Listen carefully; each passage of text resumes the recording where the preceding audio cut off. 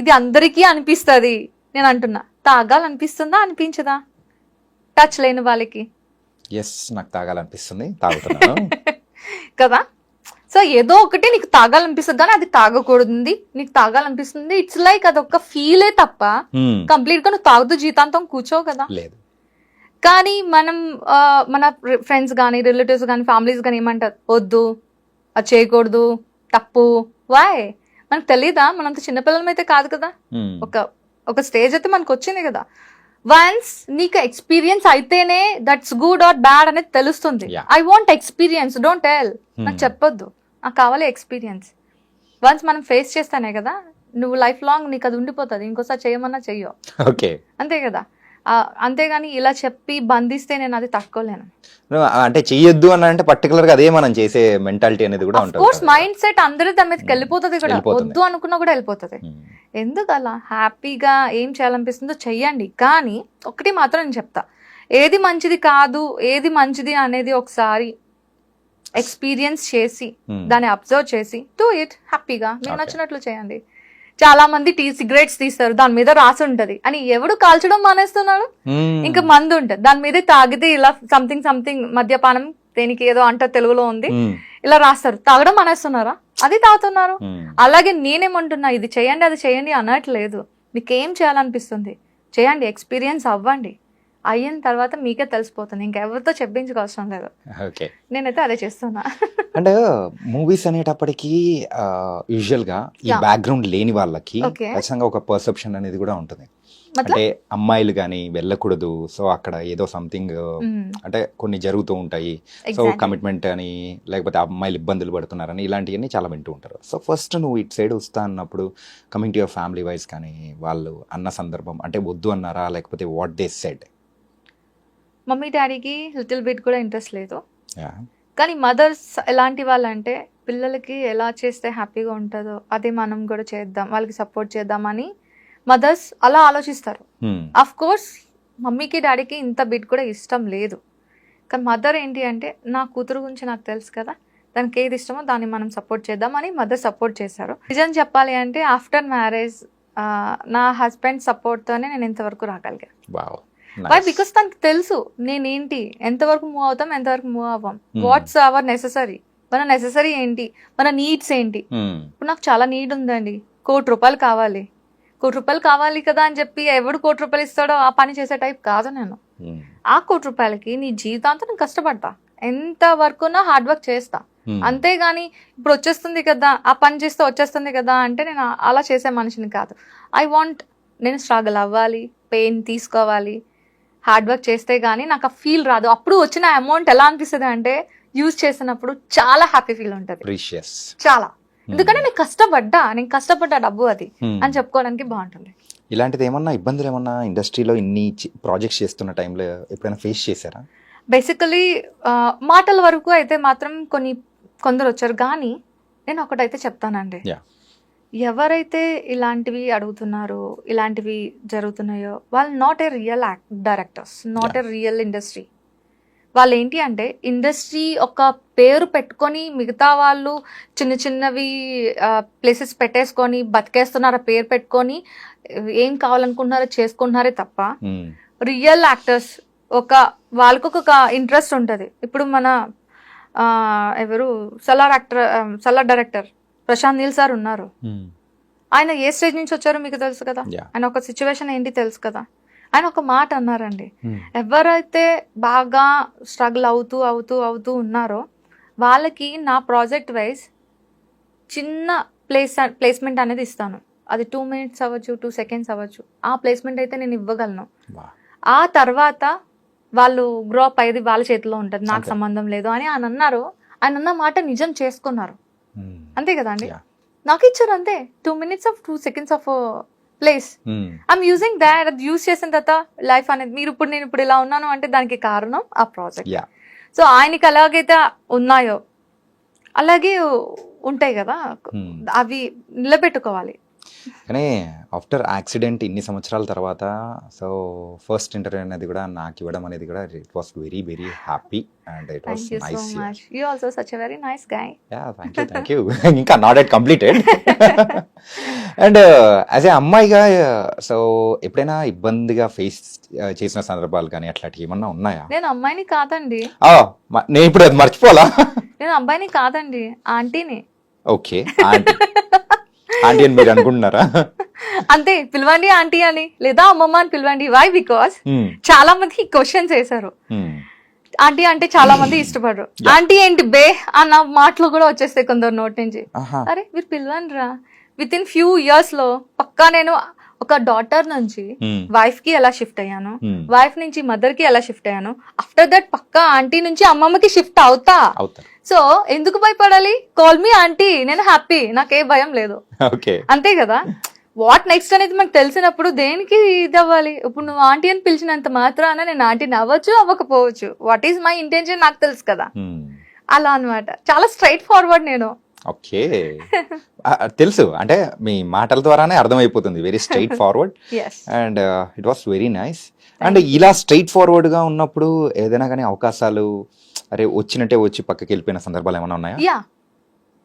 Yeah of course. ఇప్పుడు ఎవరైతే industry పేరు చెప్పుకొని బతుకుతున్న ఎదవలు ఉన్నారో, ఎదవలు ఉన్నాను అంటే చూడండి నేను ఎంత స్ట్రైట్ ఫార్వర్డ్ గా అన్నాను. అందరూ అలా ఉండరండి. ఇండస్ట్రీ అన్నాక ఒక్కటి మాత్రం నేను చెప్పగలను, అది టాలీవుడ్ అవ్వచ్చు, బాలీవుడ్ అవ్వచ్చు, ఏదైనా సరే ఒక మనిషికి సపోర్ట్ ఇచ్చేటట్లే ఇండస్ట్రీ ఉంది తప్ప పాడు చేసేయాలి, నాశనం చేసేటట్లు ఇండస్ట్రీ లేదు. కానీ ఇండస్ట్రీ పేని యూజ్ చేసుకొని కొందరు ప్లేస్మెంట్స్ ఉన్నారు కదా, వాళ్ళు నుంచి వచ్చే కాల్స్ ఎలాంటివి అంటే, మేడం గారు నేను చూసానండి ఈ క్యారెక్టర్కి మీరు సరిపోతారు, with commitment 25K, without commitment 15K, okay అని కాల్ వచ్చింది నాకు. నేను అన్నాను, ఇప్పుడు ఆ క్యారెక్టర్ చేయడానికి కమిట్మెంట్ ఇస్తేనే క్యారెక్టరా అండి? సరే మీరు ఉంచుకోండి, నాకొద్దు. నాకు money doesn't matter, not necessary. I want fame, I want character, అంతే కదా. మనం చేసామంటే ఒకరికి ఇన్స్పైర్ అయినా అవ్వాలి, లేదా మనకి నచ్చిందైనా అయి ఉండాలి తప్ప వారికి యూజ్ అయ్యేలాగేంటి? అఫ్ కోర్స్ నేను పడుకోను అనట్లే, వాడేస్తున్నాను అంటే అర్థం చేసుకోండి. మనకి అంటూ ఒకరిని రాసే ఉంచుతారు, లేదా నీకు ఒక లవర్ ఉండొచ్చు, లేదా నీ పార్ట్నర్ ఉండొచ్చు, వాళ్ళతోనే నువ్వు లైఫ్ని స్పెండ్ చేయొచ్చు. కానీ అందరితో అలా చేయలేం కదా. నేనైతే ఆ టైప్ కాదు, నేను చాలా స్ట్రైట్ ఫార్వర్డ్. ఎవరు ఏమనుకున్నా నాకు అనవసరం. ఇక్కడ ఏముంది అది చెప్పేస్తా. అదే ఫిల్టర్ లేదు కదా, యాక్సిడెంట్ తర్వాత ఆ ఫిల్టర్ అనేది ఎక్కడ కలిసిపోయింది. ఓకే, కానీ ఇట్లా స్ట్రైట్ ఫార్వర్డ్గా ఒక అమ్మాయి ఉండడం అనేది కూడా చాలా మందికి కూడా మంచి ఇన్స్పిరేషన్, మెయిన్గా ఈ ఫీల్డ్లో. సో ఇలా ఉంటే సో పర్ఫెక్ట్ అవకాశాలు ఖచ్చితంగా వస్తాయి. టాలెంట్ ఒకటి మీరు అన్నారు కదా ఇప్పుడు ఈ మాట, ఒక అమ్మాయిల కోసం చెప్తున్నారు కదా, ఒకటైతే నేను చెప్పగలను, you have a skills, you have a talent. నువ్వు దేనికి ఆలోచించద్దు, జస్ట్ ఒక్క స్టెప్ ముందుకేయండి. మీరు ఏది అనుకుంటున్నారో అది చేయడం జరుగుతుంది. దేనికి భయపడే అవసరమే లేదు. కొందరు కొన్ని మాటలు అంటారు, కొందరికి కొన్ని నెససరీస్ ఉంటాయి, అవి కామన్. తప్పేంటి? ఇప్పుడు వాళ్ళకి ఒక నెససరీ ఉంటుంది, వీళ్ళకి ఒక నెససరీ ఉంటుంది. ఇఫ్ నీకు ఇంట్రెస్ట్ ఉంది ఫాలో, ఇంట్రెస్ట్ లేదు చూడదు, అంతే కదా. అండ్ ఇందాక మనీ గురించి మాట్లాడారు కదా. Yeah. So coming to your financial wise, how settled you are? No, I'm completely zero. Okay. After accident నేను ఒక 5 to 6 8 అని చెప్పలేను, కానీ ల్యాక్స్ నాకు ఉంది, బ్యాక్ ఉంది, నేను ఫుల్ఫిల్ చేయాలి మొత్తం.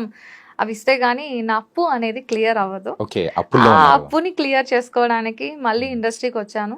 ప్లీజ్ దయచేసి నన్ను అమ్మమ్మ క్యారెక్టర్ని, అడుక్కున్న క్యారెక్టర్ని ఇవ్వండి, చేసి బతికేస్తాను. ఆ డబ్బులతోని నా ఫైనాన్షియల్ని క్లియర్ చేసుకుంటాను. ఇప్పుడు ఒక చిన్నది అడగనా? యాక్సిడెంట్ టైంలో అప్రాక్సిమేట్గా ఎంత ఖర్చు ఉంటుంది? 10 lakhs దాకా. అప్రాక్సిమేట్లీ 10 lakhs దాకా. Okay. Now you are in debts. So ఇప్పుడు ఆ డెబ్ట్స్ అనేది కూడా మొత్తం క్లియర్ చేసే సందర్భంలో ఉన్నారనమాట.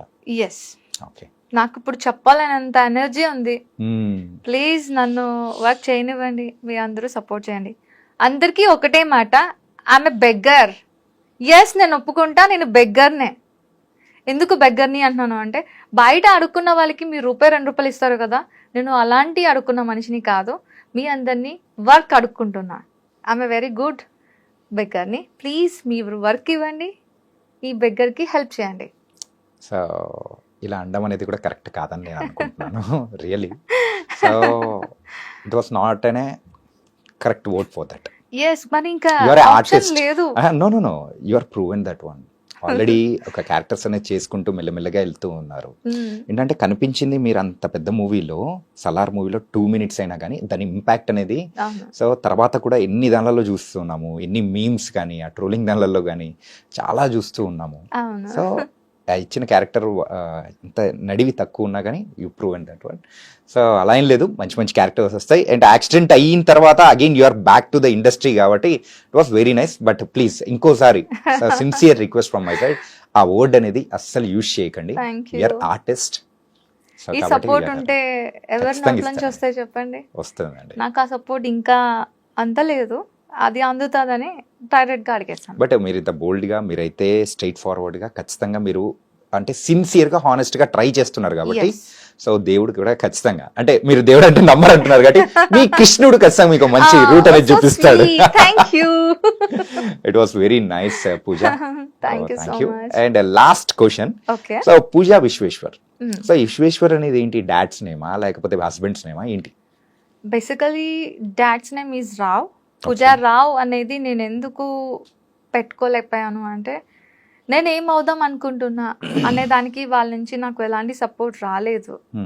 ఆఫ్టర్ మ్యారేజ్ నా హస్బెండ్ వల్ల నాకు నేనేం అనుకుంటున్నా, ఏం చేయాలనుకుంటున్నా అనేది చిన్న ఒక 10% సపోర్ట్ తన దగ్గర నుంచి దొరికింది. నాట్ 90%, 10% సపోర్ట్ దొరకడంతో నేను ఇప్పుడు ఇక్కడ ఉన్నాను. అంటే 100% ఇచ్చుంటే ఎక్కడుంటే దానో తెలీదు. దానికి నేను విశ్వేశ్వర్ గా కన్వర్ట్ అయ్యా. పూజా విశ్వేశ్వర్. ఈ విశ్వాన్ని సృష్టించడానికి కాదు, శాసించడానికి వచ్చేసా. అమ్మ బాబోయ్, పెద్ద మాటే. మరో జన్మ ఎత్తాను కదా, ఇది నాకు రియలీ సెకండ్ లైఫ్ కదా. నిజంగా విశ్వాన్ని సృష్టి మొత్తం తిరిగి వచ్చేద్దామని చెప్పి వచ్చా రంగంలోకి.